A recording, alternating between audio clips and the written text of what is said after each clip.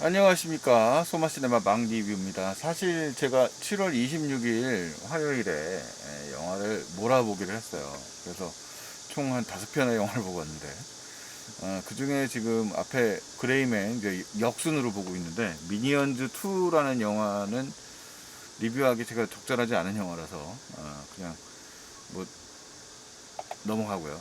서머 필름을 타고 이 영화를 얘기하려고 합니다. 사실 이 영화를 처음 본 건 아니고요. 이게 제가 온라인으로 먼저 봤어요. 일본 그 온라인 영화제에서 아마 제가 본 경로로 많은 분들이 보시고 이 영화를 좋아하게 되면서 알려졌다고 하더라고요. 그래서 전에 이미 본 사람은 별로 많지 않은데 옛날에 영상을 올렸습니다. 이 영화에 대해서 썸머 필름을 타고 제목이 이렇게 돼 있습니다. 그래서 지금 요거 그때 당시에 올린 거거든요. 그래서 요 지금 요 영상인데, 무료로 만날 수 있는 찬바라 오마주 청춘 영화 이렇게 써놨잖아요. 본 분은 별로 없어요. 근데 그때 이미 소개를 한 바가 있습니다. 요거죠. 썸네일도 바로 영화의 한 장면이고요. 일단 이 서머 필름을 타고는 그 영화 팬들이 좋아할 만한 요소를 가지고 있어요. 일단 영화에 대한 영화이고요. 청춘 영화이고요. 일본의 찬바라 사무라이 영화를 소개를 하고 있고요. 소재로 하고 있고요. 그 다음에 뭐 로맨스 영화기도 하고 SF 영화도이기도 합니다. 그래서 영화의 장르 요소를 잘 소개를 했는데, 이게 또 온라인에서 보는 거랑 느낌이 완전히 또 다르더라고요. 극장에서 보니까 뭔가 되게 뭉클하더라고요. 영화의 그 영화라는 매체에 대한 애정을 가득 담고 있는 영화라서 그런 면이 너무 잘 느껴지는 영화였습니다. 이 영화의 주인공은 이 소녀입니다. 이토 마라키라고 하는 배우인데요. 노기자카 46이라고 일본의 아이돌의 전직 아이돌이에요. 그래서 뭐 일본 연예인들 되는 코스가 대부분 이제 그런 아이돌의 숫자가 또 많으니까 뭐 AKB46 그 시리즈거든요. 뭐 그런 것들처럼 뭐 또 아이돌의 계보에 대해서 제가 잘 아는 바는 아니기 때문에 하여튼 아이돌 출신의 여배우인데요. 뭐 이렇게 화려한 외모의 소유자는 아니죠. 되게 이쁘지만 또 평범한 그런 매력을 가지고 있는 그런 소녀입니다. 영화에서 맨발이라고 하는 캐릭터를 담당하고 있고요. 세 명의 그 단짝이 영화에 시작할 때부터 등장을 해요. 그러니까 이 세 명이 있는데, 이 세 명이 이제 이쪽에 좀 키가 좀 그래도 상대적으로 큰 친구가 블루 하와이라는 별명을 가지고 있고, 이 친구는 키포드라는 이름을 가지고 있어요. 별명을 가지고 있어요. 그러니까 서로 그렇게 부릅니다. 영화에서 맨발이라고 하는 별명을 가지고 있고, 이 영화의 설정이 이제 재밌는 점은 워낙 좀 로맨틱 코미디 같은 요소 같은 건데, 젊은 어린 소녀지만 할머니의 영향으로 인해서 일본의 사무라이 영화의 영향을 크게 받았다는 거예요. 그래서 영화에서 언급되고 있는 영화가 지금 여기서 포스터가 2개가 걸려 있는데, 나중에 미케 다카시 감독에 서 다시 리메이크 되기도 하는 13인의 자객이라고 하는 그 유명한 영화죠. 13인의 자객. 그 다음에 이제 도시로 미우네라고 하는, 그러니까 일본 여러분들한테는 어떻게 알려야 됩니까? 구로자 아키라의 스바키 산주로 하고, 요진보의 주인공이 미우네 도시로입니다. 도시로 미우네입니다. 일본의 전설적인 배우죠. 서양인들한테는 미우네 도시로가 아마 가장 유명한 일본인 초기 배우였을 거예요. 일본에서도 뭐 마찬가지였고요. 그래서 이 도시로 미우네의 포스터가 이제 걸려 있는 일종의 아지트죠. 이 아지트에서 자신이 좋아하는 사무라이 영화를 보면서 영화를 만들고 싶어하는, 사무라이 영화를 만들고 싶어하는 인물입니다. 이 맨발이라고 하는 소녀는 일본에서 되게 중요한 게 동아리 활동이니까 이쪽이 영화부 동아리 소속이고, 이쪽에 있는 소녀는 이제 천문부 소속으로 나오고요. 이쪽에 있는 소녀는 검도부 소속으로 나옵니다. 그러니까 어떻게 보면 이제 이 영화의 요소를 대변하는 건데, 천문부는 과학적인 거고, 이 영화의 SF적 요소, 시간 여행이라고 하는 타임 워프물의 요소들도 들어와 있기 때문에 그 요소를 가지고서 이제 영화의 매체라고 하는 것에 대해서 사유하는 그런 영화거든요. 그래서 이 소녀는 어쨌든 영화의 설정상 초기에는 그 사랑 영화의 일종의 라이벌이 있어요. 영화의 스틸에는 지금 안 나와 있어서 조금 아쉬운데, 이 영화를 만들기까지의 과정이 이제 전적으로 아퍼의 전반부를 다루고 있는 겁니다. 그리고 이 소녀가 당연히 요즘 소녀인데 그 일본의 10대들이라고 해서 시대극을 좋아하진 않거든요. 그러니까 말하자면 이 시대극이라고 하는 거는, 사무라이라는 건 일본 영화의 대중 영화의 전성기 50년대 60년대의 초창기에 굉장히 큰 인기를 끌었었습니다. 그러다가 이제 일본의 대중 영화에도 야쿠자물이라고 하는 게 이제 소위 의연물이라고 해서 등장을 했었다가, 이제 일본 고유의 전통물이죠. 그러니까 마치 웨스턴이 사멸하듯이 일본의 사무라이 영화들도 뭐 명맥을 이어가지 않는 건 아니지만 그렇게 활발하게 막 대중 영화처럼 소비되지는 않은 거죠. 그러니까 말하자면 서부 영화들, 웨스턴 영화들이 일종의 장르물로서 일본의 영화의 초창기부터 할리우드 시절에 30년대, 40년대, 50년대까지 만들어지다가 60년대에 이제 마렵을 하게 되부터는, 그때부터 이제 좀 유러피안 웨스턴이 나오게 되고, 그러면서 이제 생명력을 스스로 이제 끝나가거든요.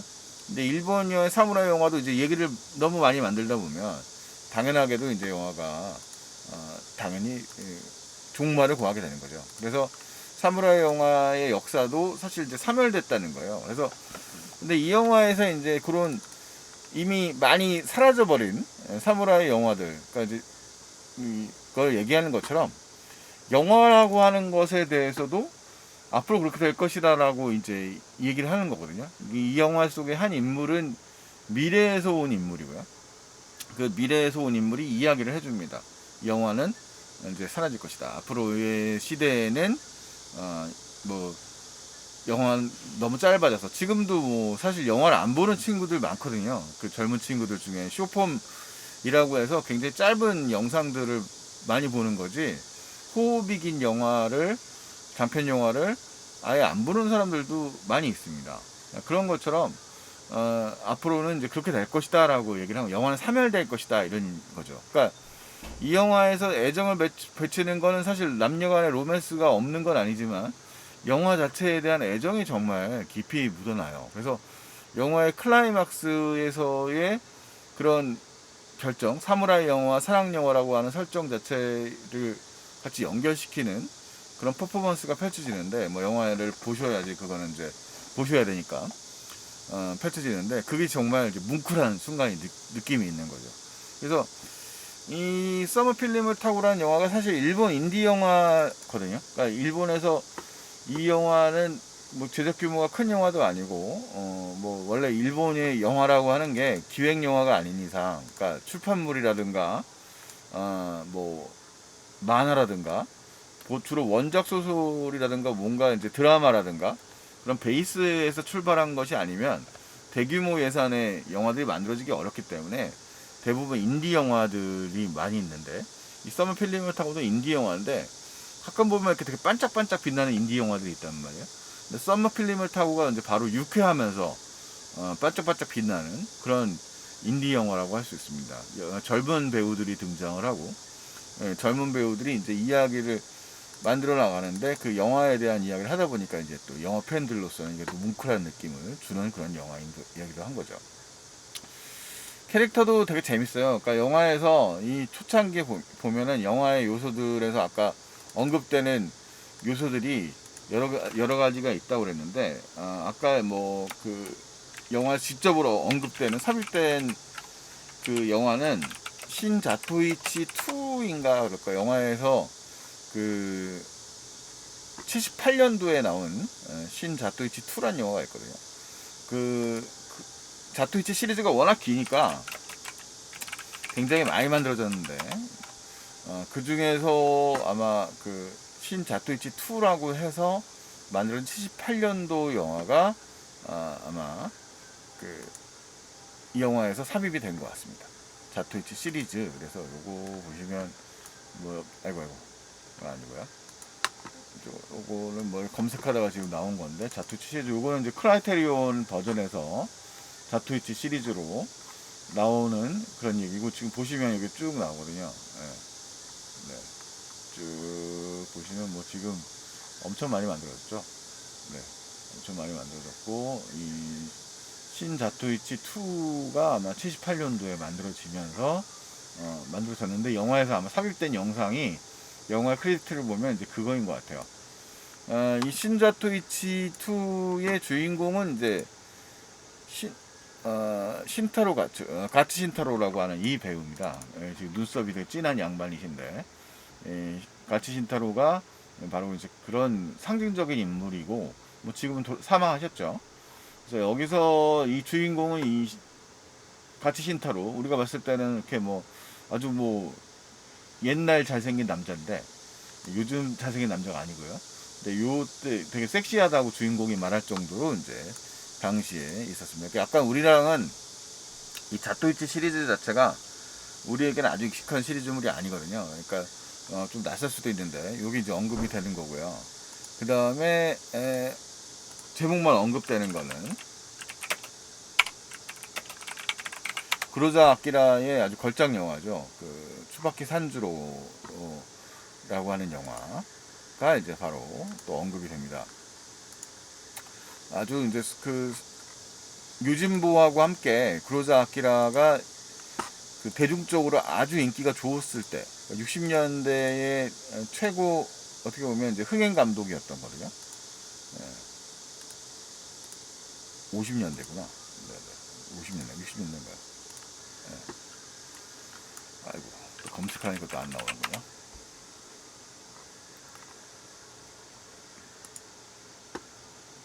네네. 치바키 산주로, 뭐 지금 위키백과에 그만 언급을 했는데 62년도에 나온 영화입니다. 그래서 그 영화에서의 장면을 가지고 좀 모사하는 그런 시퀀스가 또 나오거든요. 네, 그런 장면도 나오고, 뭐 그런 시퀀스. 그 다음에 뭐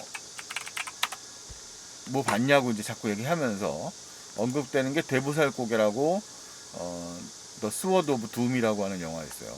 이 영화도 66년도에 오코마타 가하치 감독의 영화인데, 네. 여기 있죠. 대보살고개. 여기 지금 검색을 했습니다. 아주 뭐 마지막에 뭐 엄청나게 많은 사람이 쓰러지는 뭐 그런 영화입니다. 이 대보살고개라고 하는 영화. 이 영화도 이제 크라이테리온에서 나올 정도로 아주 사무라이 영화에서는 찬바라 영화에서 걸작이라고 말할 수 있는 작품인데, 이 작품도 이제 언급이 되고요. 이 영화에서도 이제 도시로 미운 애가 나오는군요. 자, 그런 영화들이 이제 진짜 언급이 되는, 오마주가 되는 거죠. 그런 장면이 나오면서 영화가 됩니다. 전체적인 이제 줄거리는 이 세 소녀가 영화를 만드는 이야기예요.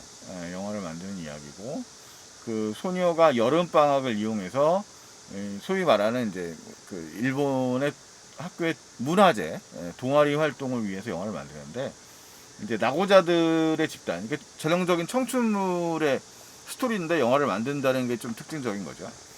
거기에 이제 이 남자들, 이 소년들이 이제 합류를 하게 됩니다. 이 세 소녀, 이게 친구가 렌발이라는 소녀, 이토 마라키가 연기하는 캐릭터고, 그 다음에 두 친구가 이제 같이 합류를 하게 되고, 이 친구는 이제 촬영, 핸드폰 카메라로 찍는 거죠. 그 다음에 이제 알고 보니 이 비밀리에 있는 그 뭐라고 해요, 로맨스를 가지고 있는, 로맨스에 대한 애정이 깊은 검도소녀, 그 다음에 요 외모보다 나이가 많이 든 소년, 그 다음에 주인공 소년, 그 다음에 녹음 그 소리에 대한 감각이 좋은 야구부에서 그 존재가 없는 그런 소년들, 그 다음에 이제 그 요란한 조명을 달고 다니는 소년, 이렇게 합류해서 영화를 찍게 됩니다. 그래서 이들은 사실 이 주인공 소년을 제외하고 나머지 소년들은 사실 영화에 대해서, 사무라이 영화에 잘 모르는 사람들이었습니다만, 이 영화의 매력에 점점 빠져들게 되는 친구들도 나오고요. 그 영화를 이제 만들어 나가는 과정이 되는 거죠. 근데 여기서 이제 이 등장 인물들 중에서 아까 말씀드렸던 것처럼, 아까 영화에 대한 미래에 대한 그런 비장함이 플롯의 중요 요소로 작동을 하기 때문에 그런 이 영화가 과연 남을 수 있을 것인가, 존재할 수 있을 것인가, 뭐 이런 얘기들이 소재가 되는 거고요. 그 속에서 이 사무라이 영화의 본질에 대한 얘기들, 사무라이 영화도 적과의 이제 결투를 주로 배경을 하고 있는 거잖아요. 사람을 죽이고 있는 얘기지만 결국 영화 자체에서 사람을 해야 한다는 것은, 그러니까 이제 그냥 이건 영화적인 은유라고 말할 수 있겠죠.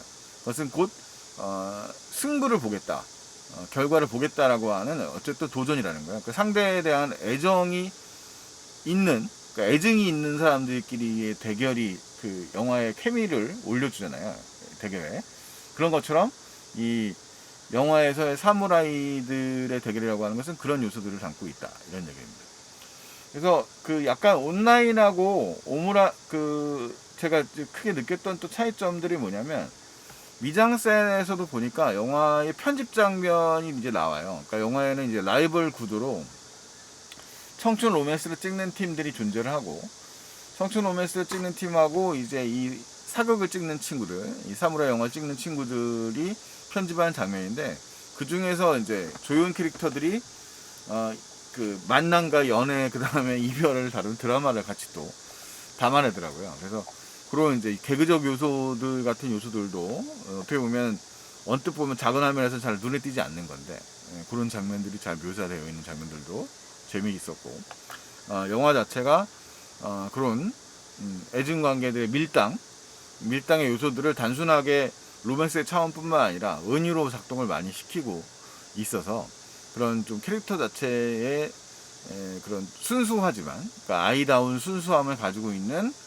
모습이지만 그 속에서 그 이런 온도차라든가 이런 변화들을 다루고 있어서 심각하진 않지만 아주 유쾌하게 영화에 대한 애정을 볼 수 있는 뭐 그런 영화가 아닌가 싶습니다. 그래서 한번 영화에 대해서 조금 관심을 가지고 있는 분이라면, 그러니까 제 머릿속에는 그 SF 이런 장면 요소들도 되게 유치한 것 같은데 생각보다 많이 사용도 안 됐고 뭐 그렇게 유치하지도 않더라고요.